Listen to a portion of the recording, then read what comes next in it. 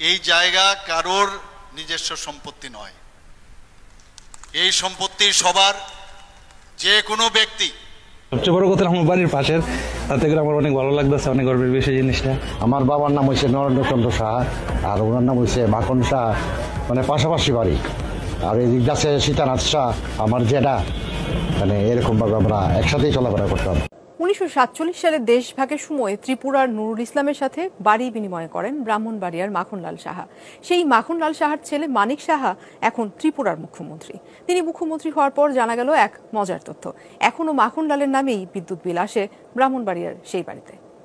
দেশভাগের সময় মাখনলাল সাহা জমি বিনিময় করেন ত্রিপুরার বন্ধু নুরুল ইসলাম মালদারের সাথে।